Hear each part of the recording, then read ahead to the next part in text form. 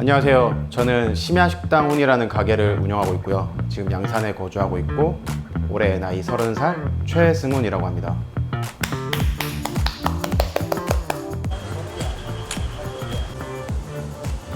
메인 메뉴는 이제 숙성회, 사케동, 오코노미야끼, 치킨 가라아게가 지금 가장 많이 나가고 있는 메뉴고, 그 외에 뭐 볶음, 탕 여러 가지 메뉴들이 있습니다.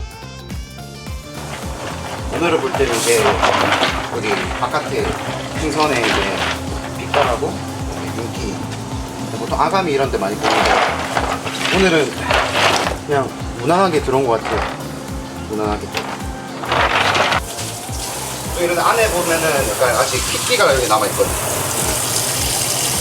이런 거를 너무 세게 문지르면은 안에 살이 망가지니까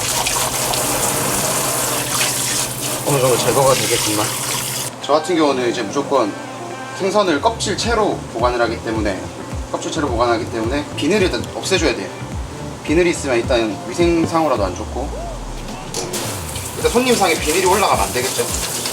그래서 비늘을 먼저 제거하는 작업을 먼저 합니다.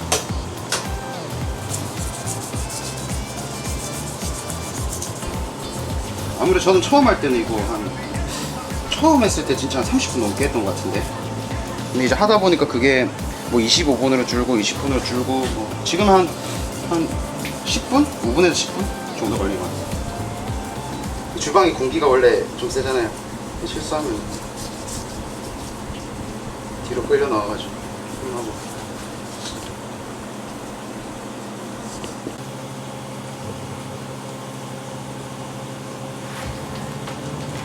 갈비뼈가 이렇게 있거든요. 이렇게 그 뼈 라인 타서 그냥 하면 돼요. 그냥 살을 안 파먹는다는 느낌으로. 구워서도 안 나가거든요. 얘는 나중에 저희 가게 고양이가 한 번씩 나가는 중이거든요.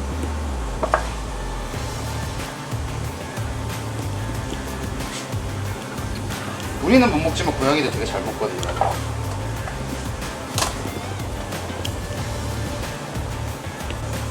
다시마를 숙성을 하는 이유는 보존 기간을 늘리고, 그 다음에 감칠맛이 올라가고, 그런 이유에서. 그리고 살이 좀 더 탄탄해져요. 이렇게 지금보다 나중에 만져보면은 좀 더 땡땡해질 거예요.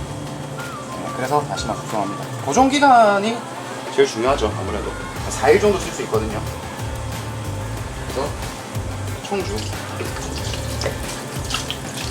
이 청주에다가 이제 다시마를 적셔가지고 빈 공간이 없게 최대한 이렇게 약간 여자친구 이불 덮어주듯이 이렇게 깔끔하게.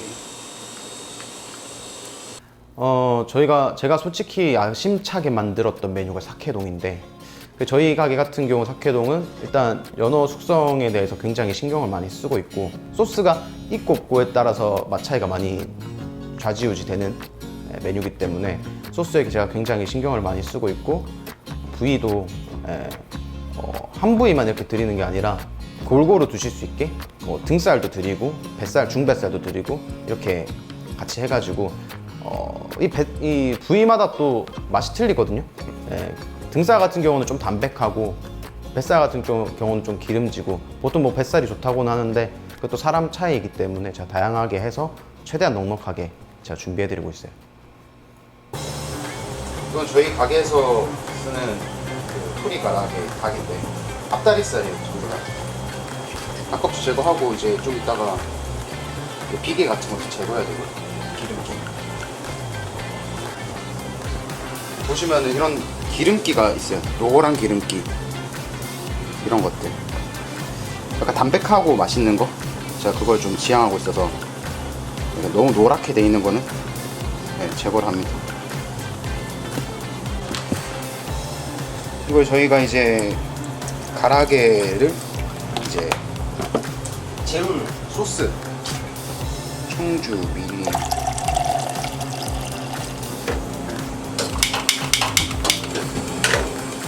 끓일 거고, 간장, 진간장, 설탕 좀 들어갑니다. 그다음에 고추,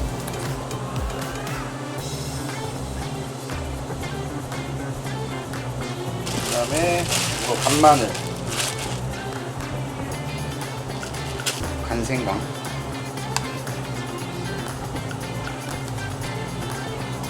미림하고 이게 아까 청주 끓여놨던 거.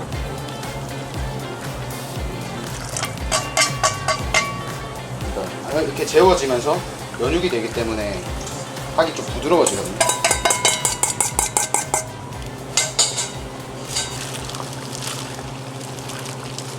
원래는 학교를 다니다가 이제 도중에 음악이라는 꿈이 좀 생겨가지고 음악을 시작을 했었는데 자연스럽게 이제 돈을 벌어야 되니까 주방에서 그때 당시 이제 홀보다 주방이 조금 더 시급이 좋아서 뭐 꿈이 있었던 건 아니지만 돈을 벌기 위해서 그렇게 여러 가지 알바도 하고 직원도 했었습니다.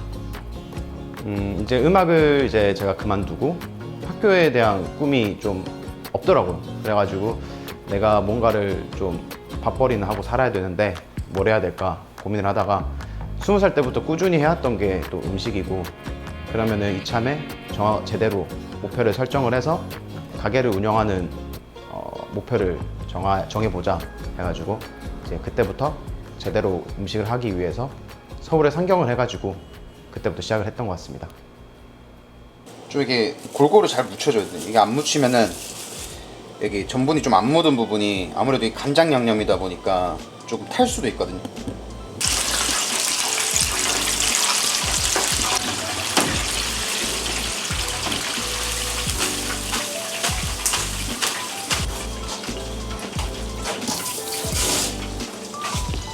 서울에서 이제 처음 와가지고 이제 26살에 초밥이라는 거를 처음 먹어봤어요. 그때 초밥을 26살에 처음 먹었는데 지금 생각하면은 되게 그냥 정말 일반적인 뭐 되게 고급 이런 것도 아니고 그냥 진짜 일반적인 초밥이었는데 그게 너무 맛있는 거예요. 그래서 내가 언젠가는 일식으로 장사를 하고 있을 수도 있지 않을까? 물론 분명하게 정하진 않았지만 여러 가지의 방향성 중에 하나를 그렇게 일식으로 정했던 것 같아요.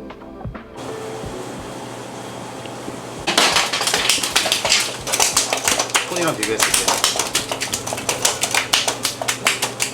근데 이거 찍어도 되겠어요, 이거? 좀 잔인할 텐데.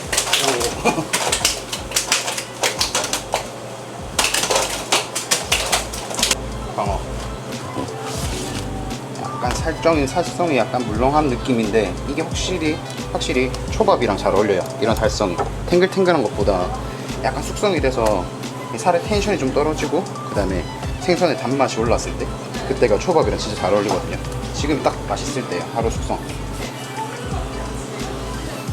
이건 광어입니다. 저희 가게 같은 경우는 테이블당 무조건 초밥 4피스가 기본 제공이거든요. 그래서 지금 손님이 오셨으니까 제가 초밥을 나가려고 준비하고 있습니다. 원래 이제 족발집에서 일을 하다가 이제 그만두고 요리로 좀 더 파고들고 싶은 마음이 생겨서 양식도 해봤고 이제 일식도 해봤는데 양식은 하다가 이제 도중에 좀 그만뒀고요.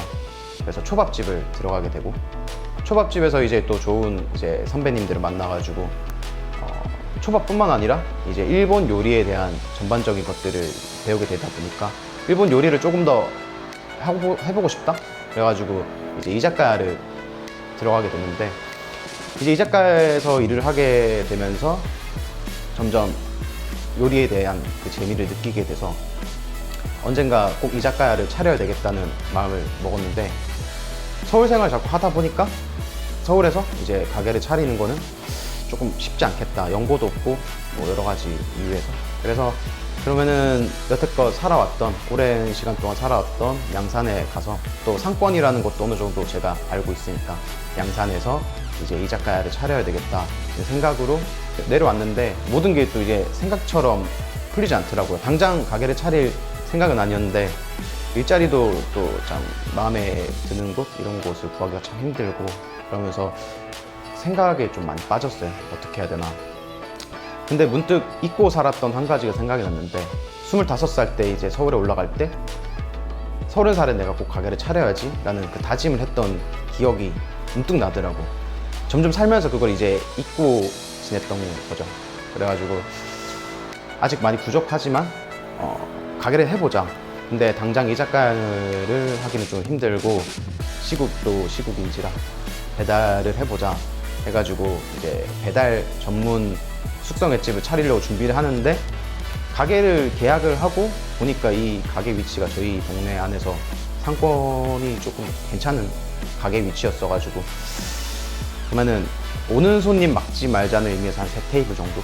3테이블 정도에 그냥 이자카야 안주 한 몇 가지만 추가해서 이제 장사를 시작을 했는데, 이게 이자카야 안주들 반응들이 너무 좋아가지고, 아 그러면은 메뉴를 조금 더 늘릴까 하면서 한두 개씩 추가하다 보니까 결국 이자카야로서도 조금 어느 정도 인정을 받아서 지금은 배달로 이제 숙성회와 초밥도 팔고, 그 다음에 이자카야는 홀에서 운영하는 그런 결국 두 개 다 하게 됐습니다. 지금은 저는 제가 가게를 차렸지만 아직 많이 부족하다고 생각해요. 진짜 잘하시는 분들도 너무 많고, 어디 가서 제가 뭐 요리 실력으로 뭔가 명함을 내밀 아직 그 정도의 실력은 안 된다고 생각하고 있기 때문에, 가게를 차렸지만서도 계속 꾸준하게 공부하고 열심히 연습도 하고 이런저런 레시피 테스트도 계속 해보고 해가지고 저의 수준을 좀 끌어올려서 나중에는 지금보다 조금 차원이 높은, 좀 수준이 높은 그런 가게, 일식 가게를 하는 게 제 꿈이고요. 저희 가게 만족하고 찾아주시는 분들을 위해서 나태해지는 게 아니라 앞으로도 쭉 안 좋은 평이 없게끔 더 노력하는 그런 가게이고 싶습니다.